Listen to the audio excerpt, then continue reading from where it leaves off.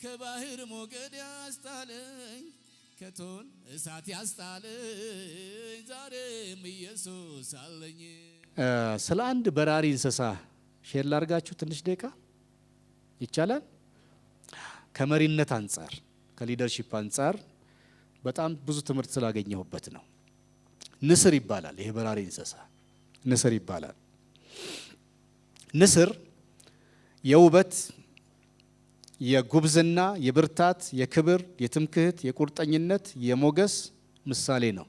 ንስር የውበት፣ የቢዩቲ፣ የጉብዝና፣ የብሬቨሪ፣ የብርታት፣ የካሬጅ፣ የክብር፣ የአነር፣ የትምክህት፣ የፕራይድ፣ የቁርጠኝነት፣ የዲተርሚኔሽን እና የሞገስ የግሬስ ምሳሌ ሆኖ ያገለግላል። በመጽሐፍ ቅዱሳችን ከ31 ጊዜ በላይ እንዴት ነው በሚያስቀና መልኩ ስለ ንስር ተጽፏል። በሚያስቀና ባደረገኝ በሚያሰኝ መልኩ ንስርን የተለየ ፍጥረት ከሚያደርጉት ነገሮች በቶሎ አሁንም 10 ነጥቦች ቶሎ ላንሳላችሁ እና ለእናንተ ለማኔጀሮች፣ ለስራ ኃላፊዎች፣ ለቢሮ ኃላፊዎች፣ ለመሪዎች፣ ለቤተክርስቲያን መሪዎች፣ ለአገልጋዮች፣ ለባለራእዮች በጣም ብዙ ትምህርት ከዚህ እንስሳ ማግኘት እንችላለን። ንስር የማየት ችሎታው በጣም አስደናቂ ነው። የማየት ችሎታው ንስር በሶስት እሱ ከተቀመጠበት ዛፍ ላይ ሆኖ ወይም ተራራ ላይ ሆኖ 3 እስከ 4 ኪሎ ሜትር ድረስ 3 እስከ 4 ኪሎ ሜትር አይ ቲንክ 3 ኪሎ ሜትር በዚህ በሆሳና የማቀው ከአደባባዩ እስከ ቦቢቾ ድረስ ይመስለኛል እና ካለበት ከተቀመጠበት ዛፍ ላይ ወይም ተራራ ጫፍ ላይ ሆኖ እስከ 4 ኪሎ ሜትር አርቆ የምትንቀሳቀስ በቅጠላ ቅጠል ውስጥ የምትንቀሳቀስ አይጥ ማየት ይችላል። በጣም የሚገርም እንስሳ ነው የማየት ችሎታው። ከማየት ችሎታው ሳልወጣ እንደዚህ ወደዚህ ፊቱን አድርጎ እስከ 340 ዲግሪ ድረስ አይኖቹ ይዘዋወራሉ። ፊቱን ሳያዞር እንዲህ እያለ አይኖቹ ብቻ እንደዚህ እያሉ እስከ 340 ፉል ሰርክል ስንት ነው? 360 አይደለም 20 ብቻ ነው የሚቀረው ማለት ነው። እስከ 340 ዲግሪ ድረስ የማየት ችሎታው በጣም ያስደንቃል። የንስር አይኖች ከአንጎሉ በመጠንም በክብደትም እንደሚበልጥ የሚታወቅ ሲሆን የማየት ችሎታው ደግሞ ከሰዎች የማየት ችሎታ በ8 ጊዜ ይበልጣል ይባላል። ከላይ ከሩቅ ከፍታ ላይ ሆኖ በባህር ጥልቅ ውስጥ ያለውን ትንሹን አሳ ያያል። እናንተ መሪዎች፣ እኔም ሁላችንም በትንሽ በትልቅ መሪነት ቦታ ላይ ያለን ከዚህ እንስሳ የማየት ችሎታውን እስቲ እንዋስ። እንደ መሪ አሁን ያለንበትን እውነታ ሳንረሳ፣ አሁን በጊዜው ባጠገባችን ያለው እውነታ ሳንረሳ አመታትን ወደፊት ዘልቀን ማየት፣ ሊያመልጡ የማይገባቸው እድሎችም ሲገኙ ፈጥነን ለመያዝ እንደ ንስር ፈጣን የመጀመሪያ መሆን፣ ጥልቀት ያለውና ዘለግ ያለ ራእይ ይኑረን፣ የማየት ችሎታ ይኑረን። እስክንደርስበት ድረስ ራእያችን መጨረሻ እስክንደርስበት ድረስም ትኩረታችንን ከሚከፋፍሉ ነገሮች ራሳችንን ጠብቀን ወደ ራእያችን አቅጣጫ እንገስግስ። በክፉ ጊዜ ዘለግ ያለ ራእይ በማየትና ከዙሪያቸው በሚሰሙት ጫጫታ ሳይወናበዱ ወዳዩት ራእይ ጨክነው በመሮጥ በመጽሐፍ ቅዱስ እነ ኖህ ይጠቀሳሉ። 120 ዓመት ተሰርቶ ማያልቅ ግን ይቻላል ብለው የጀመሩ ፍጻሜውን ያዩ እዚህ ጋር ሆኖ 120 ዓመት ቢወስድም ምን ይሆናል? ይፈጸማል፣ ያልቃል ብለው። መሪ ባለ ራእይ መሆን አለበት። የሩቁን ማየት አለበት። አይቶም ደግሞ ወዳየው ነገር ከቀኝ ግራ አቴንሽኑ የሚከፋፍለው ነገር ቢገጥመው እንኳን ጨክኖ ወዳየው ነገር መጨረሻ መሮጥ አለበትና የማየት ችሎታን ከማን እንማር? እንውሰድ? ከንስር እንደ መሪ። ሁለተኛ ንስር ፍርሃት የሚባል ነገር አያውቅም። ፊርለስ አኒማል ነው። ንስር ጠላቶቹ ምን ክፉና ጨካኝ እንደሆኑ ቢያውቅና በጉልበትም ይሁን በመጠን ከእርሱ ቢበልጡም በምንም አይነት መሸነፍና መንበርከክን አያውቅም። ንስር ከራሱ የሚበልጡ እንደ የበረሃ ፍየል የመሳሰሉ እንስሳትን ሳይቀር እንደ ጦር ሹል በሆኑና እንደ ቢላዋ በተሳሉ ጥፍሮቹ ሰቅስቆ ከያዘ በኋላ መጀመሪያ ወደ ሰማይ ወደ አየር አውጥቶ አየር ያሳጣቸዋል መጀመሪያ፣ ከዚያ ይለቃቸዋል። ከዚያ ካወጣቸው ሰማይ ከፍታ የተገለባበጡ ሄደው መሬት ላይ ክስ ይላሉ። ስፓይናል ኮርዳቸው ይሰበራል፣ አንገታቸው ይሰበራል። ዋቴቨር። በዚህ ሁኔታ ንስር እንደ ሌሎች እንደዚህ እንደ 4 እግር እንዳላቸው እንስሳት ጉሮሮ አንቆ ምናምን አይደለም። ይገርም ወደ ከፍታ ያወጣል፣ ይለቃል፣ ከመሬት ከድንጋይ ጋር ያጋጫል፣ ይገርም። በዚህ መልኩ ነው ንስር በጣም ፍርሃት የሚባል ነገር አያውቅም። የንስር ደፋርነት በጣም አስገራሚ ነው ልላችሁ ነው። እንደ መሪ ከቤተሰባችን ጀምሮ የምንመራው ድርጅት እና ህዝብ ምግብ በማጣት እንዳይጎዳ እና እንዳይሞት ካስፈለገ አስፈሪ በሆነ መንገድም ቢሆን ተጉዘን ህይወታችንን ለአደጋ አጋልጠንም ቢሆን ወይም ሪስክ ወስደን ወደ ተከለከሉ ክልሎች በመግባትም ጭምር ቤተሰባችንና ህዝባችንን መመገብ፣ ማሳረፍ፣ ማኖር አለብን። በጀት የለም፣ ክረምት ነው፣ ብርድ ነው፣ ፀሐይ ነው፣ ተቃውሞ ነው፣ እንትን ነው የሚባል ምክንያት ለመሪ አይሰራም። ይቻላል፣ ይከናወናል፣ ይሳካል ብሎ አንዳንድ ጊዜ በጣም ከፍተኛ በጀት የሚጠይቁ ፕሮጀክቶችን በድፍረት እግዚአብሔር ይረዳናል፣ ህዝባችን አለ፣ በዚህና በዛ እናሳካዋለን ብለን ከባባድ ኃላፊነቶችን መውሰድ እንደ መሪ መፍራት የለብንም።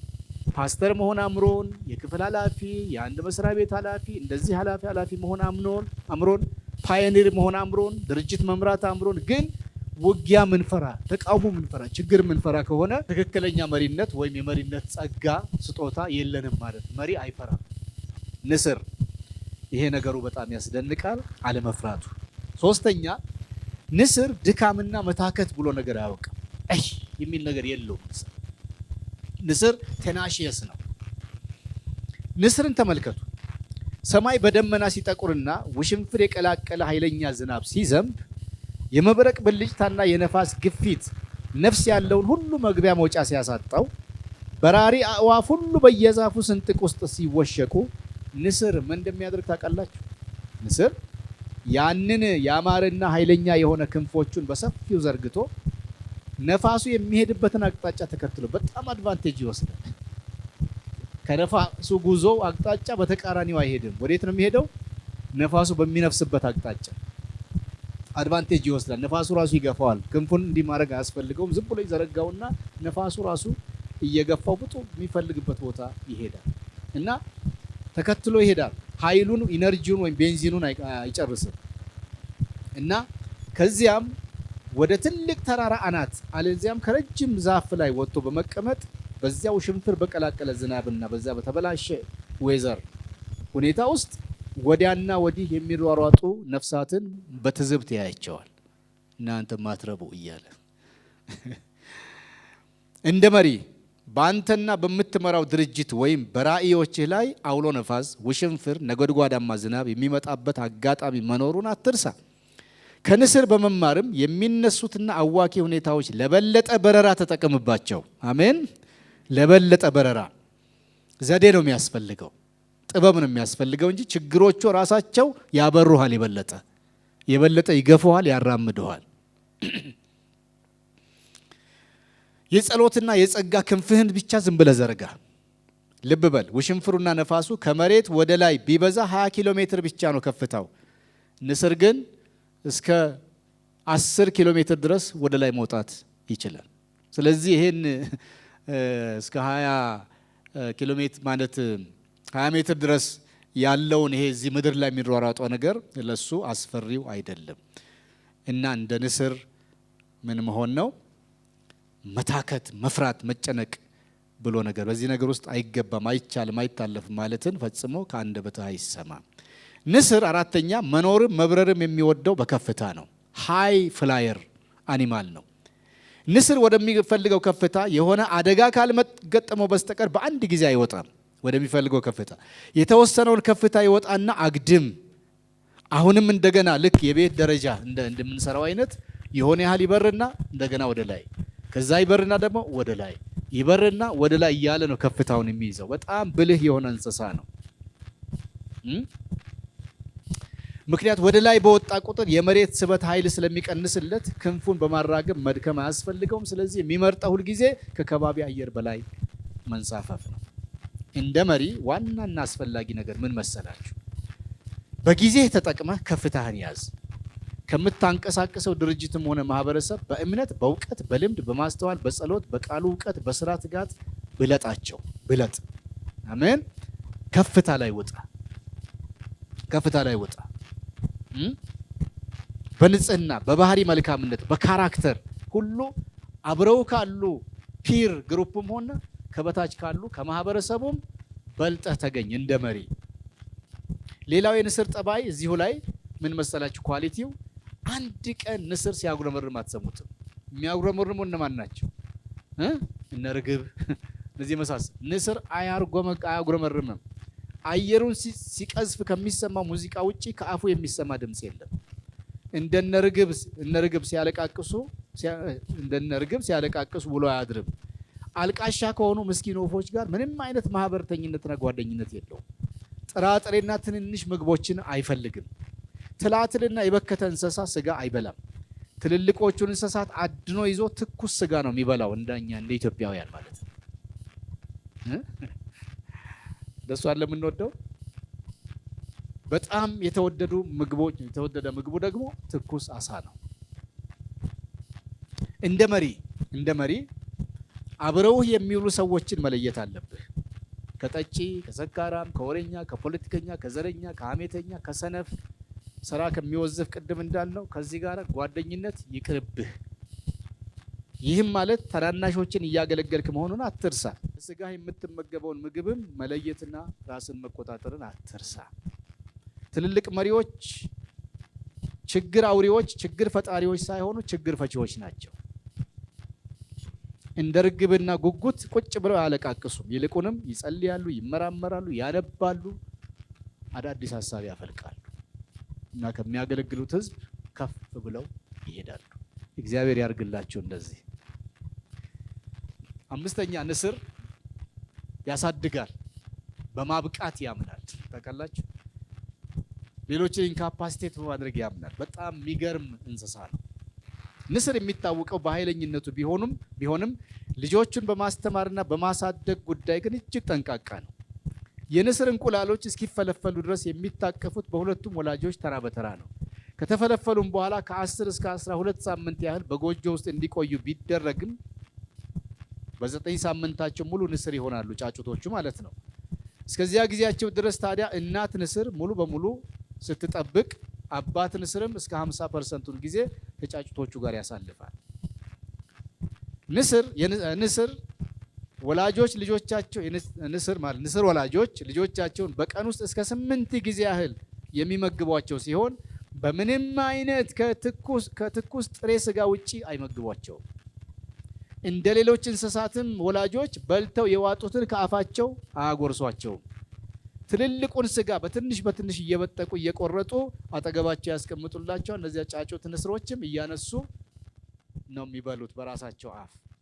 በጣም የሚገርም እንስሳ ነው። በጣም ብዙ ነው ያስተማረኝ ከዚህ እንስሳ እግዚአብሔር። ጫጩቶቹ በ6ኛ ሳምንታቸው ላይ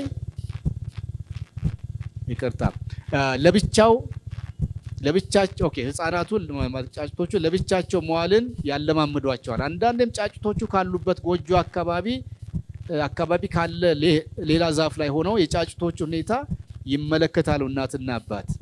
ጫጩቶቹ በ6ኛ ሳምንታቸው ላይ መቆምና መሄድ ይጀምራሉ። ከ12 ሳምንታቸው ጀምሮ በወላጆቻቸው የሚቀርብላቸው ምግብ አላጠግብ ስለሚላቸውና ረሃብ ስለሚሰማቸው ጎጆአቸውን እየለቀቁ መውጣት ይጀምራሉ።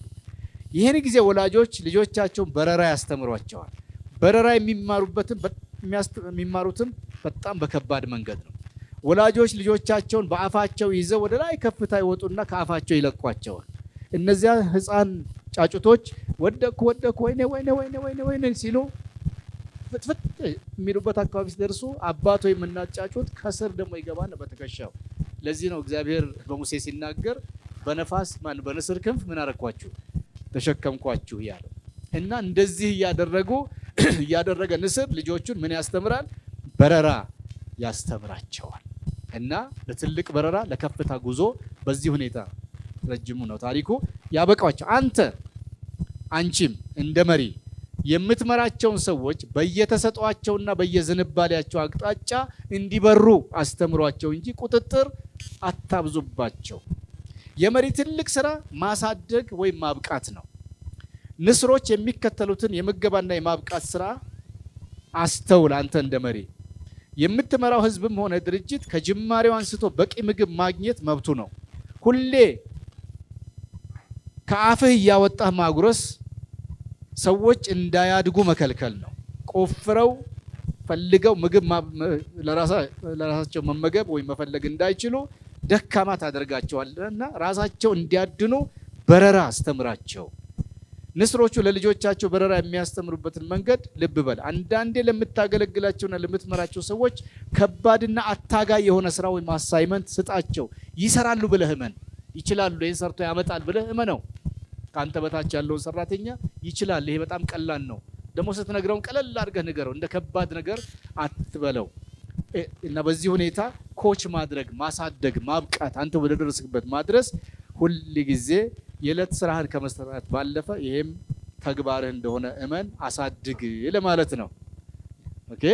ስድስተኛ የንስር ጎጆ በከፍታ በጥንካሬና በውበት ነው የሚገነባው። ንስር እስከ 3 ሜትር ዳያሜትር እና እስከ 6 ሜትር ቁመት እና እስከ 2000 ኪሎ ግራም የሚሆን ጎጆ የመስራት አቅም አለው። አይገርማችሁ?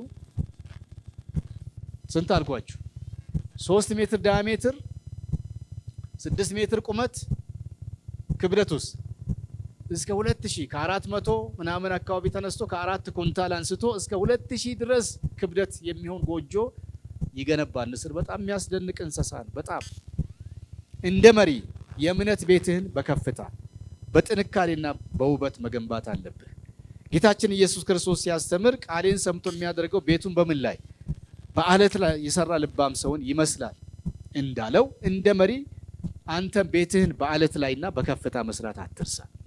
አንዳንዶች በገንዘብና በማቴሪያል ይሰራሉ። አንዳንዶች በዙሪያቸው ያለው ዓለም በሚሰጣቸው ተስፋ ላይ፣ ለምሳሌ የመንግስት ፖሊሲ፣ የአምልኮ ነጻነት፣ የእርዳታ ድርጅት፣ የተባበሩት መንግስታት፣ የዓለም ባንክ፣ የአፍሪካ ባንክ፣ በቃ በሌላው ጥገኛ ሆነው ተለጥፈው ነው ፕሮጀክት የሚቀርጹት፣ ራዕይ የሚያዩት፣ ህልም የሚያለሙት አይደለም።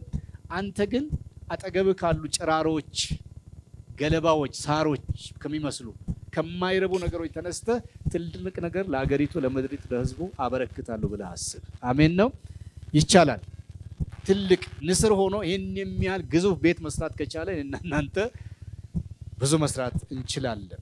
አንተ የምታመልከው አምላክ ዝናብ ሳያዘንብ ሸለቆን በውሃ የሚሞላ አምላክ ነው። አትርሳ።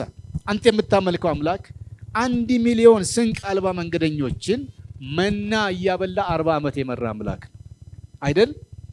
40 ዓመት የመራ አምላክ ነው። አንተ የምታመልከው አምላክ በ2 ዓሳና በ5 ቂጣ ከ5000 በላይ አዋቂ ረሃብተኞችን መግቦ 12 መሶብ አንሱ ያለ አምላክ ነው። አሜን ነው ወይ? አንተ የምታመልከው አምላክ ለዘሪ ዘርን ለሚበላ እንጀራን በብዙ አትረፍርፎ የሚሰጥ አምላክ ነው። አሜን። ክብር ለእግዚአብሔር ይሁን። ንስር ራሱን ያድሳል። this is very important point። ንስር ራሱን ያድሳል። ንስር ጠቅላላ እድሜ የፈቀደለትን ተልእኮ ሳያሳካ በመሃል ማለፍንና ስራውን በጅምር ማስቀረትን አይፈልግም። ስለዚህ ቢያንስ በአመት 1 ጊዜ በራሱ ላይ ተሐድሶ ያካሂዳል። ተሐድሶ የሚካሄድባቸው የአካሉ ክፍሎች አንደኛ ጥፍሮቹ ናቸው፣ ሁለተኛ ምንቃሩ ነው የአፉ፣ ሶስተኛ ላባዎቹ ናቸው። በዚህ በምንቃሩ ነው ሁለቱን ክፍሎች የሚያድሰው። መጀመሪያ ላባዎቹን እየነቀለ ይጥላል። በጣም ፔንፉል ነው። ከዚያም ቀጥሎ ደግሞ ጥፍሮቹን ይነቅላል።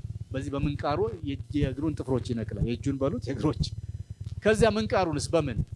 በሹል በጥቁር ድንጋይ እያረገ እስከ ታች ድረስ እስከ ስር ድረስ ይልጠዋል። ይሄን በሚያደርግበት ጊዜ ከፍተኛ ፔን ይሰማዋል። በእነዚህ አካል ክፍሎቹ ተሐድሶን ሲያካሄድ እጅግ በጣም ከባድ የሆነ የህመም ስቃይ ውስጥ ያልፋል። ለምሳሌ አሁን ያልኳቸው ነው። ምንቃሩን የሚሞርደው ጥቁር ድንጋይ ፈልጎ ነው። ጥፍሩን ላባዎችን ደግሞ በዚህ በምንቃሩ ይነቅላቸዋል። እነዚህ ክፍሎቹ ተመልሰው እስኪያድጉ ድረስ በጣም በከፍተኛ ህመም ብቻ ሳይሆን በረሃብ ያልፋል። ደግነቱ አንድ ጥሩ ነገር አለ። ምን መሰላችሁ? የትዳር ጓደኛው በተራዋ ትመግበዋለች። በዚህ ጊዜ በጣም ያስደንቃል።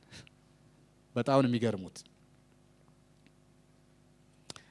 ከትዳር ጓደኛው ጋር ሁሌም አብረው የሚኖሩ በመሆኑ በተሐድሶ ምክንያት ከስራ ውጪ በሚሆንበት ጊዜ ቤቱን አስቤዛውን የምትችል እሷ ናት። እንደ መሪ አንተም በየጊዜው ኃይልህን አድስ። አሮጌ ነገር እየደጋገሙ መኖር የትም አያደርስም። እግዚአብሔርን በተሐድሶ ያምናል። እሱ ራሱ የሚያድስ አምላክ ነው አይደል? በብሉይ ኪዳን በአዲስ ኪዳን ስለ ተሐድሶ በጣም ብዙ ቦታ ተጽፈዋል። አሁን ጊዜ የለንም። በየጊዜው ቆም ብለህ የስራህን ሁኔታ፣ አሰራርህን፣ የምትገባበትን ሰዓት፣ የምትወጣበትን ሰዓት፣ የረፍት ጊዜህን፣ የቡና የሻይ ሰዓትህን፣ ሌሎች ነገሮችን እንትን አርጋቸው፣ ሪቫይዝ አርጋቸው እና ራስህን ኢቫሉዌት አድርግ። ራስህን መዝን። ከትናንት ዛሬ፣ ከአምናው ዘንድሮ ለሚቀጥለው ዓመት እንዴት ነው ራስህን የማሻሽለው መለውጠው እና ራስህንና የስራ አካባቢህን ማደስ እንደ ንስር አትርሳ። አንተም በተሐድሶ ውስጥ ኑር። አሜን። ሁላችንም መሪዎች፣ አገልጋዮች፣ ሰባኪዎች ሁላችን በተሐድሶ ውስጥ መኖር ራእያችንን፣ ህልማችንን፣ ጸሎት ህይወታችንን፣ ማህበራዊ ግንኙነቶቻችን፣ ትዳር፣ ቤተሰብ፣ የልጆች ሁሉ ነገር በየጊዜው አዳዲስ ነገሮችን በማየት የተሐድሶ ህይወት እንኖር። 2 ነጥቦች ይቀሩኛል። 9ኛ ንስር ረጅም ዕድሜ ይኖራል። ንስር በተጠበቀ ከባቢ እስከ 40 ዓመት ድረስ እንደሚኖር በጣም ፕሮቴክት ከተደረገ በጣም እንክብካቤ ከበዛለ እስከ 70 ዓመት ድረስ እንደሚኖር ይነገራል። በጣም ይገርማል። አንተም እንደ መሪ በመጀመሪያ ደረጃ የመኖሪያ አካባቢ ጤነኛ ይሁን፣ ጤናማ ይሁን። ከነማን ጋርና በነማን እጅ እንዳለህ ማጤን አለብህ። የምትመገበው ምግብና ለመንፈሳዊም ሆነ አካላዊ ጤንነት አስፈላጊ የሆኑ ምግቦችን ማግኘት ይኖርብሃል። የተበከለ አየር ወይም ቶክሲኬትድ፣ ፖሊዩትድ፣ ፖይዘንድ ኢንቫይሮንመንት ውስጥ አትቆይ። በሐሜት፣ በነቀፋ፣ በስም ማጥፋት፣ በጥላቻ፣ በዘረኝነት፣ በአድማ ሰፈር አትቆይ። ጓደኝነትህ ጤናማ መንፈስና የወደፊት ራዕይ ካላቸው፣ ስራና እድገት ከሚወዱ፣ ለህሊናቸውና ለመንፈስ ቅዱስ ከሚገዙ፣ በስሜት ሳይሆን በምክንያት ከሚመሩ ጋር ይሁን። ጓደኝነት ከዚህ ውጭ ያሉት ይገሉሃል፣ እድሜህን ያሳጥራሉ፣ በሽተኛ ያደርጉሃል፣ ራዕይህን ይወስዱብሃል፣ የሆነ ያለ ጡረታ ያለ ዘመንህ እንድታረጅ ያደርጉሃል አይደል? ስለዚህ ጓደኛ ምረጥ፣ ምግብ ምረጥ፣ ሰፈር ምረጥ፣ አካባቢ ምረጥ። የመጨረሻ ንስር በጣም ታማኝ እንስሳ ነው። በተለይ ለትዳሩ ንስር እጅግ የሚያስገርመው ነገር ለትዳር ጓደኛው ታማኝ መሆኑ ነው።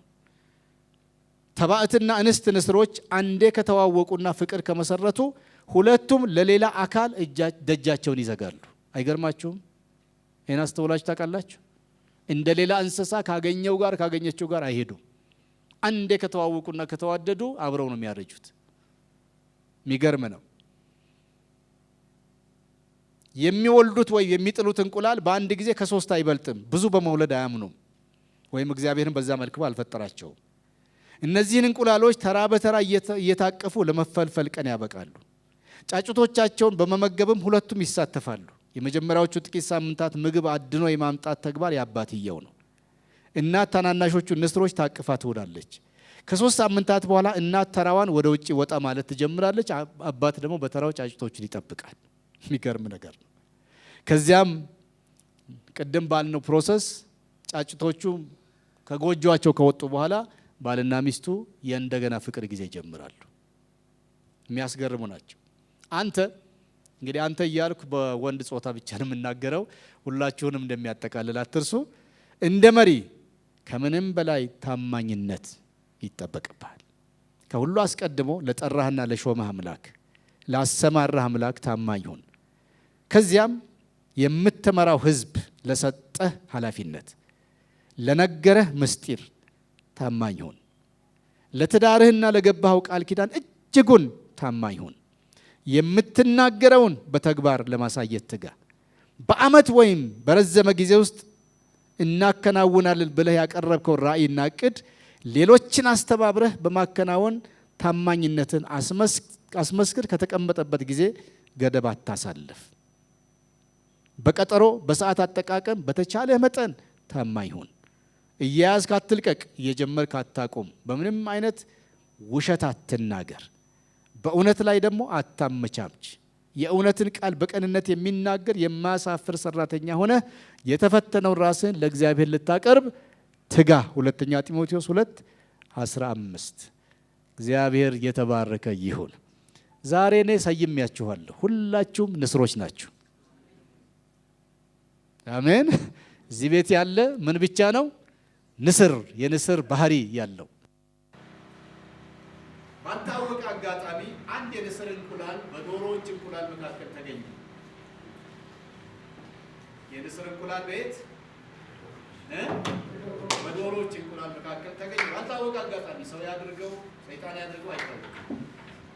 ከዚያ በኋላ የንስር እንቁላል ሜት ዶሮ ታቅፋ ከጫጭቶቿ ጋር ምን አደረገችው? ፈለፈለችው።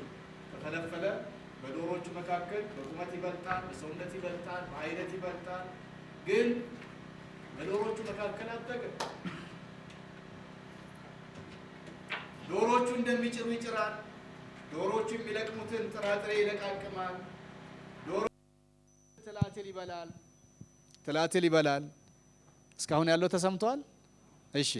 ዶሮዎቹ የሚለቃቅሙትን ጥራጥሬ ይለቅማል። ዶሮዎቹ የሚበሉትን ትላትል ይበላል። አመሻሽ ላይም ከዶሮዎቹ ጋር ወደ ቤት ገብቶ ከ2 ሜትር የማትበልጥ ቆጥ ላይ ወጥቶ ያተኛል። ሲነጋም ያው ነው።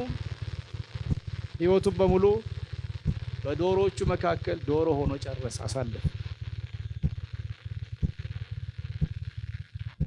ይኸው ነው። ከዚህ እልፍ ሳይል ኖረ፣ ከዚህ እልፍ ሳይል ሞተ፣ አበቃለት።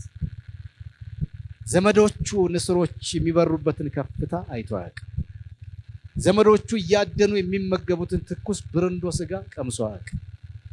እንደ ዘመዶቹ በሰዓት ከ150 ወይም 240 ኪሎ ሜትር 150 ማይል ንስር ሲበር እንደሱ ይበራል። ታውቃላችሁ? በሰዓት እስከ 240 ኪሎ ሜትር ድረስ የመብረር አቅም አለው። በዶሮዎች መካከል ተፈልፍሎ ያደገው ንስር ግን ከየት የት ነው የሚበራው? ከመሬት እስከ ቆጥ። እና ዘመዶቹ በዚህ ፍጥነት እንደሚበሩ ሳያውቅ አንድ ቀን ሳይጠቀምበት ያ የተሸከመው ክንፍ የኖርበት ዓለም ወደ ከፍታ የሚያወጣና አግድም የሚያበር ስላልሆነ ሲያይ የኖረው የተማረው ከዶሮዎቹ የዶሮን ሕይወት ስለሆነ ከዶሮነት ሳይወጣ ጨረሰ። this is a bad news። እግዚአብሔር ለንስርነት የጠራን ዶሮ ሆነን እንዳንጨርስ ዘመናችንን እግዚአብሔር ይርዳን። አሜን። ዶሮ ሆነን እንዳንጨርስ እዚህ ያለው ፖቴንሻል አያለው። በጣም ውስጣችሁ የተጠቀጥቀው እውቀት፣ ጥበብ፣ የመፍጠር ችሎታ፣ የማከናወን አቅም ደግሞ እግዚአብሔር ለእናንተም ለልጆቻችሁም ያየላችሁ ከፍታ የበረከት ዘመን እቺም ሀገር ከፊት የሚጠብቃት መልካም እድል የብርሃን ዘመን። ክብር ለእግዚአብሔር ይሁን። አሜን።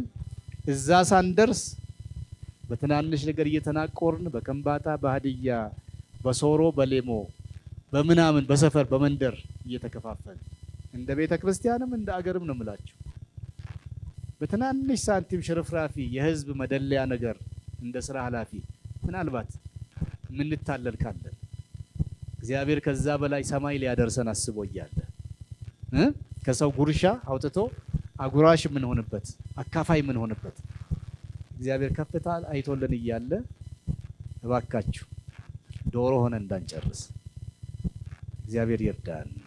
ሁላችንም ይሄን እናስብ።